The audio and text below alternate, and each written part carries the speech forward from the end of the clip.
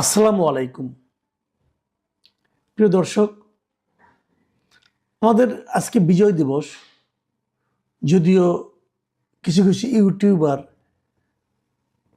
এই দিবসকে 16ই ডিসেম্বরকে বিজয় দিবস বললে, যদি আপনারা কেউ বলেন কি আপনাদেরকে তার স্ত্রীর স্যান্ডেল দিয়ে পিটাতে চেয়েছেন, তারপরেও আজকে বিজয় দিবস।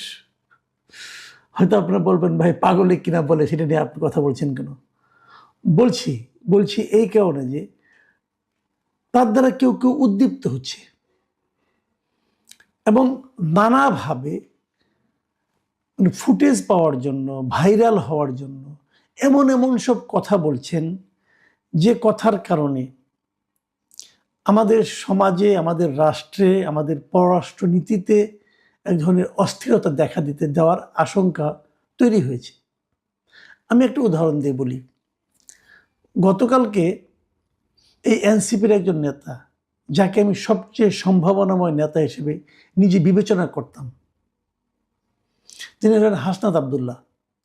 তিনি গতকালকে জাতীয় শহীদ মিনারে এই ওসমান হাদির যে গুলিবিদ্ধ হওয়ার ঘটনা, তার প্রতিবাদে যে সর্বদলীয় সভা ছিল, সেখানে উনি উপস্থিত ছিলেন। সেই উপস্থিত থাকার পর সেখানে উনি একটা কথা বলেছেন। সে কথাটা আপনাদের আমি আগে প্রথমে পুরোটাই পড়ে শোনাই।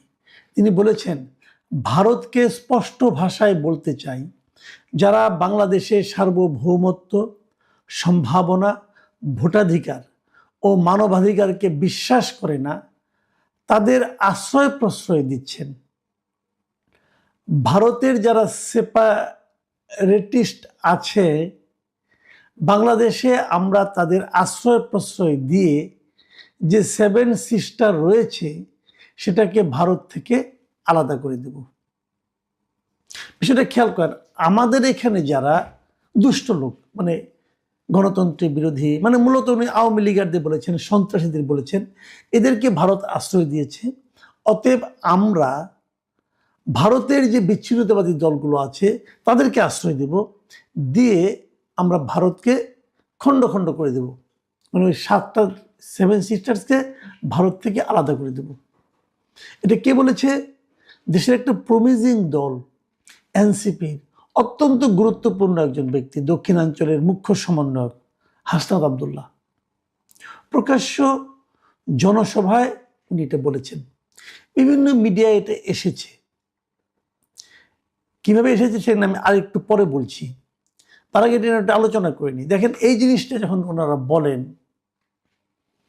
তখন আপনাদের কাছে কি মনে হয়? আমার কাছে কিন্তু নিতান্ত একটা ছেলে মানুষই মনে হয়। আমার মনে হয় যে এরা যে আসলেই মানে ছেলে মানুষ, এদের যে রাজনৈতিক প্রজ্ঞা যে অভিজ্ঞতা জাত নয়, এটা আমার কাছে মনে হয়। এইভাবে কেউ কখনো বলে? পৃথিবীর কেউ বলা উচিত?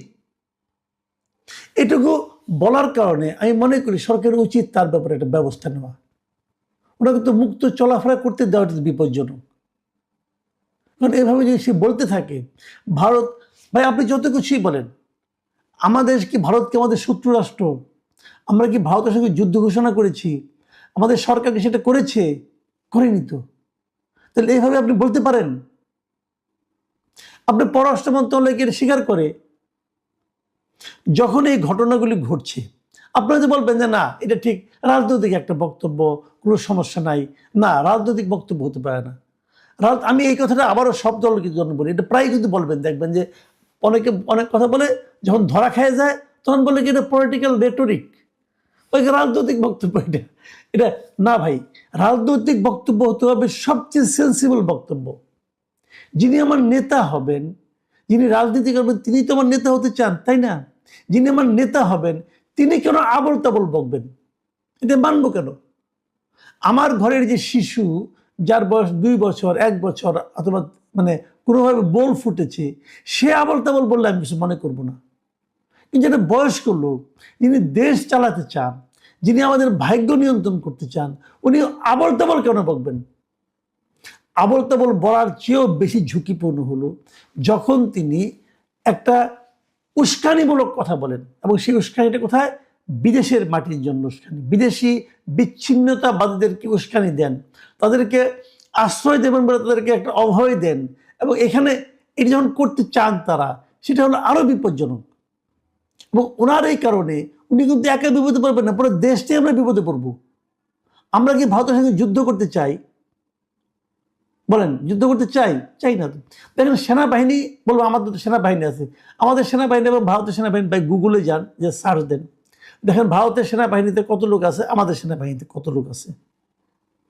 ভারতের সেনাবাহিনী যারা আছে তারা 2 দিন পর পর পাকিস্তানের সঙ্গে যুদ্ধ করে, চীনের সঙ্গে যুদ্ধ করে। সেনাবাহিনী কিন্তু কতগুলি ক্যারেক্টার আছে, কিছু আছে অ্যাগ্রেসিভ সেনাবাহিনী, অ্যাগ্রেসিভ মিলিটারি, আবার কিছু আছে ডিফেন্সিভ মিলিটারি। আমরা গত 52 বছরের কার সঙ্গে যুদ্ধ করছি রে ভাই? আমরা অ্যাগ্রেসিভ মিলিটারি না, আমরা ডিফেন্সিভ মিলিটারি। আমাদের যদি কেউ আক্রমণ করে সেটা আমরা ফিরাবো, আমরা এইভাবে নিজেদের প্রস্তুতি নিয়েছি। তাহলে আমি কেন ভারতের সঙ্গে এমন পরিস্থিতি, যুদ্ধের মতো পরিস্থিতি তৈরি করতে চাই? কি লাভ আমাদের?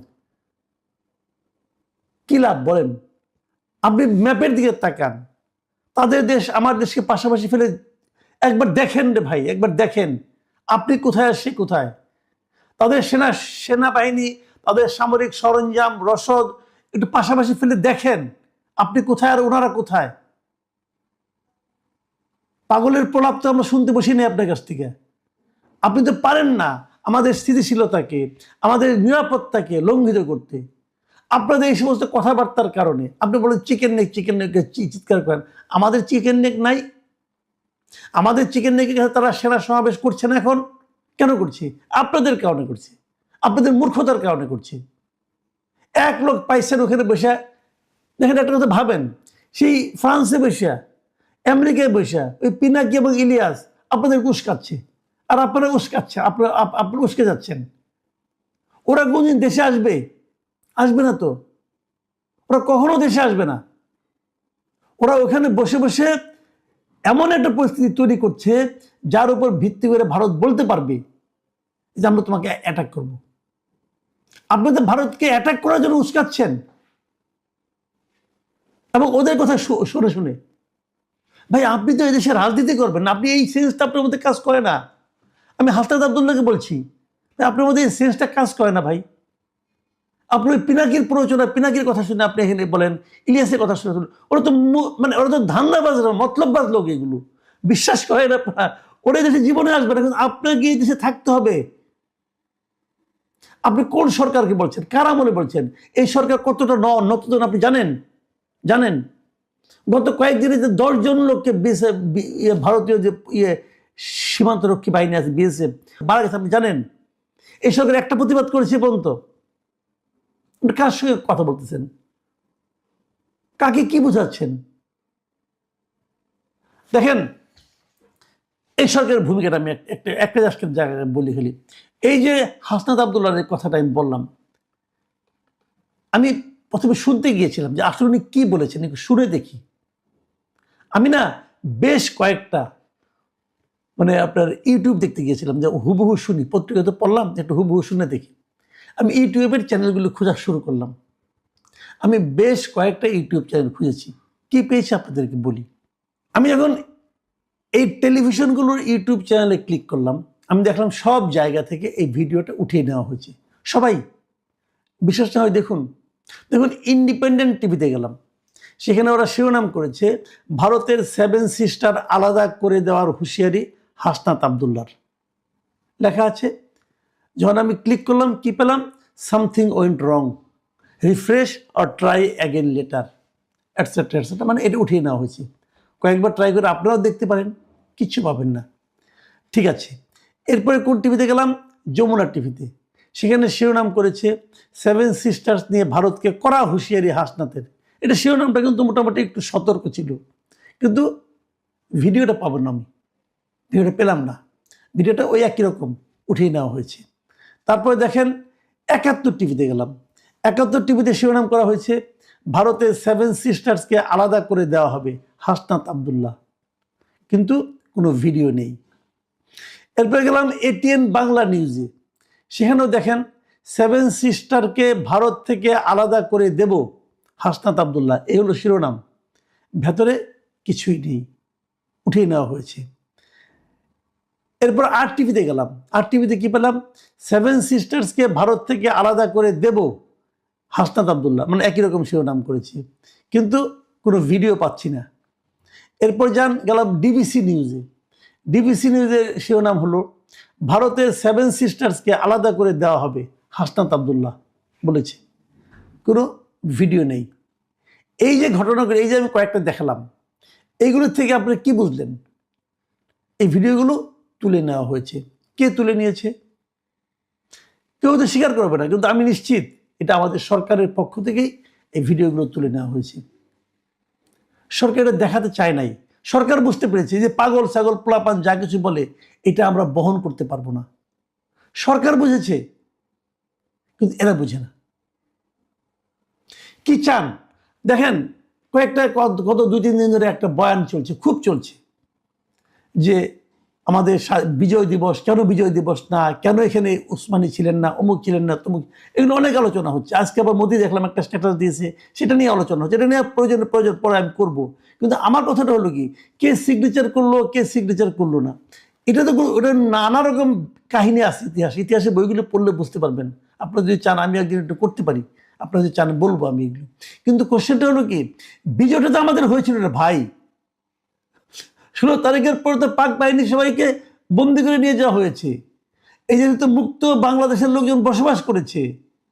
16 ডিসেম্বরও অনেক পরে, প্রায় 20 দিন পর, 20-22 দিন, প্রায় 24 দিন পরে বঙ্গবন্ধু শেখ মুজিব এই দেশে এসেছে। তুমি তো তখন ছিলেনই না। কাজেই উনি দেশটাকে বিক্রি করে দিয়েছেন, করদ রাজ্যে পরিণত হয়েছে, হ্যাঁ, এগুলি বলে এই সমস্ত বয়ান দিয়ে আপনি অ্যান্টি ভারত সেন্টিমেন্ট উস্কে দিতে পারেন, দেন, আমার কোনো আপত্তি নাই। কিন্তু যুদ্ধ